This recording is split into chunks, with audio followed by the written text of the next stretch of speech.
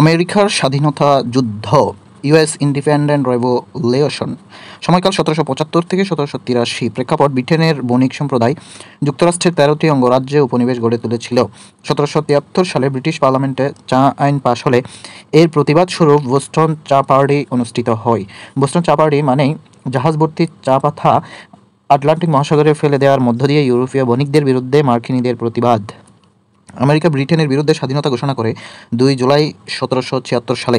ঘোষণাপত্র কংগ্রেসে অনুমোদন হয় 4 জুলাই 1776 সালে। তাই 4 জুলাই আমেরিকার স্বাধীনতা দিবস।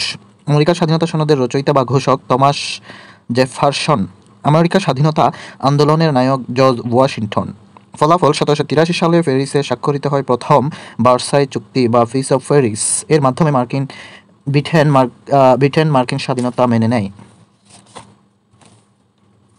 আমেরিকার গৃহযুদ্ধ আমেরিকান সিভিল ওয়ার সময়কাল 1861 থেকে 1865।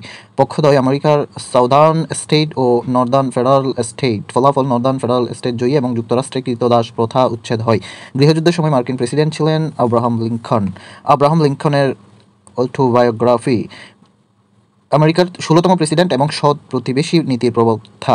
গৃহযুদ্ধ অবসানের 5 দিন পর বা 5 দিন পর উইলকস বুথ নামক এক আততায়ীর গুলিতে নিহত হন 1865 সালে। মার্কিন যুক্তরাষ্ট্রে দাসপ্রথার অবসান ঘটান 1863 সালে। তার বিখ্যাত উক্তি government of the people by the people for the people shall not perish from the earth.